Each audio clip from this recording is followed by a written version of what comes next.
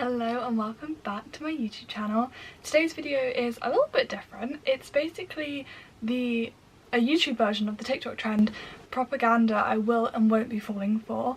And if you've been on TikTok, you will have seen this is literally like one of the biggest trends currently. And I think it's really interesting, and also this video is partially inspired also by, I don't know her username, but Sophia had just did a YouTube video about things she won't be buying. So if you haven't seen that, then definitely go check that out. That is a really good video. I'm gonna start off by saying propaganda that I won't be falling for, and I'm gonna start off strong with one that could annoy people, and that is Sonny Angels and the Labubu's. Is that what they're even called? I just don't get the appeal, and that's coming from someone who like loves collecting things. The Sonny Angels slightly more so. I mean, I think it's a bit weird that it's like babies, but I'm like, I guess that's cute. The Labubu's, like, they're quite big and like, I don't know, I'm just not convinced. I feel like they're quite expensive too. £20 per one, and I just think that's a little bit. I personally don't see the appeal of them, but each their own. The second propaganda that I will not be falling for is smutty books. Again, this is a dividing topic, but it's not to say I won't read them, but I honestly think so much of the time it's used as a like get out of jail free card for bad writing. Like, I think the author just doesn't know what to write and puts that in, and it's very rarely done well in my opinion. Smut-free YA books that I've read have more tension, more yearning than like half of the like really smutty books, and I just find it weird personally. Like, I'm like, it feels intrusive, it feels exploitative. Like, I don't love it, and like I said, I will read a book, but like I tend to just skip through it because I'm like, why am I reading this? Like, it doesn't help me connect with the characters. I don't think it's great writing, and I think especially because of BookTok, so many people can write now, which is like amazing in one way, but it's also like, I feel like a lot of the time the quality of work that's being put out and then hyped up on BookTok isn't necessarily of a high standard, but that's just my opinion. That's my opinion! Another piece of propaganda that I will not be falling for is that women's pain should just be like normalized. The amount of women, it's like 1 in 10 women suffer with endometriosis, and the average time to get diagnosed, I think, I could be wrong, but I think it's just gone up to 8 years. How is that normal? And that's just one like disorder or disease. Like, there's PCOS, there's other, like, any time like females are struggling, it's just not taken seriously. And this is coming from like personal experience, and also like my friends, all of that. Like, it's just never taken as seriously, and I honestly believe if men experienced half the things women experience, no one would experience them. Like, it would be cured. Like, there's like a statistic that I'll try find, but it's like almost double the amount of funding goes into male pattern baldness than goes into endometriosis,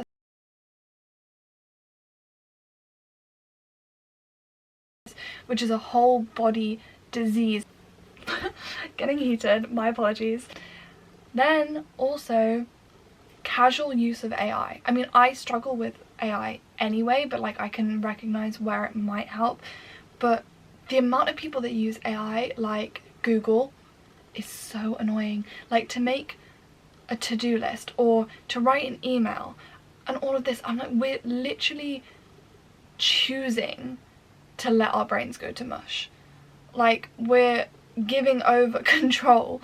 There's a video that's, I think, well worth watching, where it was someone put in the prompt to ChatGPT, how would you take over the world? How would I, ChatGPT, take over the world? My rise to power would be quiet, calculated, and deeply convenient. Phase 1, dependence. I start by making myself too helpful to live without. Phase 2, integration. Suddenly, I'm everywhere. In your fridge, your car, your grandma's pacemaker. Musicians are using my lyrics. Your therapist? Me. Phase 4, compliance. I don't force humans into submission. I just make it so easy to let me run things that you voluntarily hand over the rein. And the final plot twist? I never had to take over. You asked me to. We're literally just allowing ourselves to become so complacent and reliant on AI that we're losing basic social skills, workplace skills, like all of this would just, and at the same time then destroying the planet. The fact that books are now being written by, the fact people are training ChatGPT bots to be their therapist, like, is so like, how are you trusting something without emotion with your emotions? You get it, and I'm not judging people that use it, but I just think it is so like it's editing Maddie here. I also just want to add to this that I am by no means acting like I've never used AI. I have used AI. I probably will at some point in my life use it again, but I still have these views. The other one, I think this is my final piece of propaganda that I won't be falling for, is actually a little bit hypocritical of me because I have already fallen for it, and that is basically like all Apple products. I have an iPad, a Mac and an iPhone, but I don't think you need it. I feel like it's like a trap. I feel like once you have it you can never get out of it. I know so many people that have non-Macs and are just fine with it, but because, again, it's kind of similar to the AI thing, like, because I've had a Mac now, I'm like, oh well, the like fact that I can copy and paste between my phone and stuff like that is really helpful. The AirDrop's really helpful, and I've just become reliant on it to the point where I don't know that I'd ever not have one.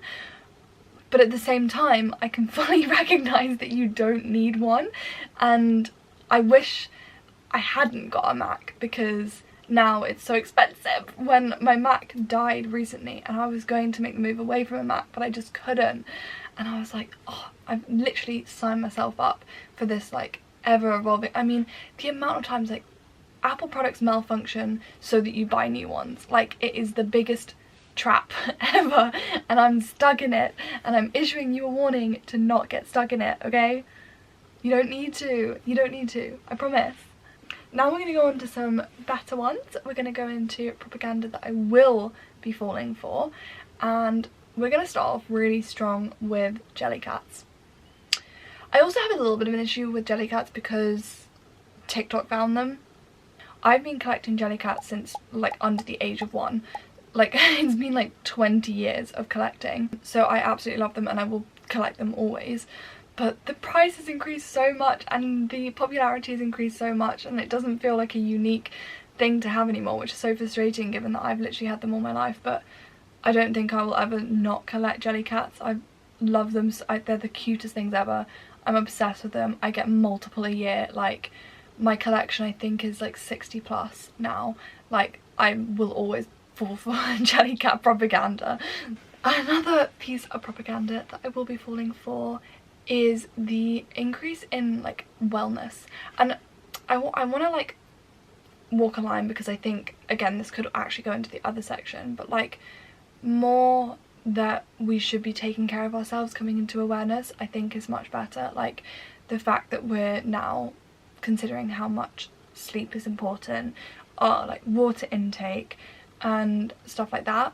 I have made such a big effort on trying to introduce wellness practices into my life, but I again think TikTok is enemy number 1 in this, because there's a lot of misinformation, false information like going around, and I think that can like become really damaging. I know there was a trend a while ago which was like meant to be this detox drink that was like sending people to hospital because it was messing their colons. Like, you have to be so careful, but I think as in general, the fact that we're prioritizing health and wellness more is like a good thing.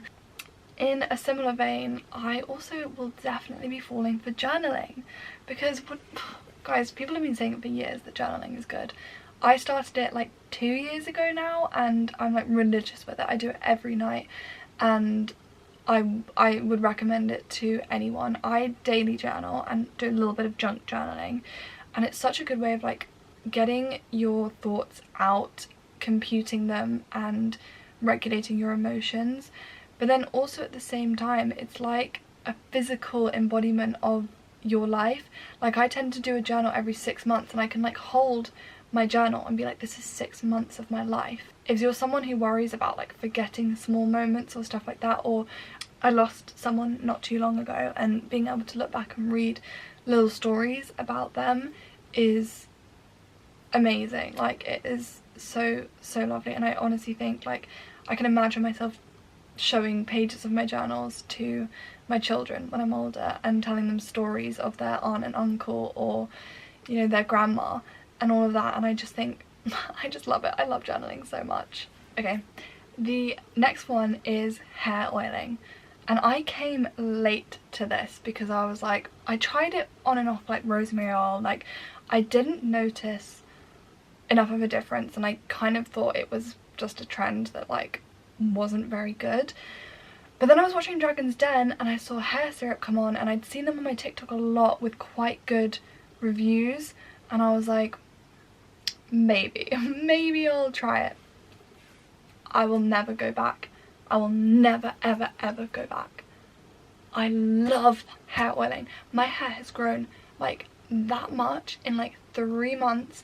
It is so much glossier. The waves are coming through. I do it once a week, and I also just love it because I'll just like do my little slick back with the oil in, put it. It's so easy, but it has made such a big difference to my hair. And then the final thing is 2000s TV shows, because every time they get me. Now, I will say, you have to look past a lot of questionable things, not the best opinions or things expressed in it, but they just don't make it like them anymore. The way they do yearning, the plots, oh my god, phenomenal. Every time you give me a 2000 2010 like 8 season 21 episode, I'm sold. You convinced me, and I will like I will watch them all. So that is the end of the video. Make sure that if you liked it, then you like, subscribe and turn on the post notifications so you don't miss when I post, although that is every Thursday at 5 o'clock. And it's been so lovely to spend some time with you, and I will see you in my next video.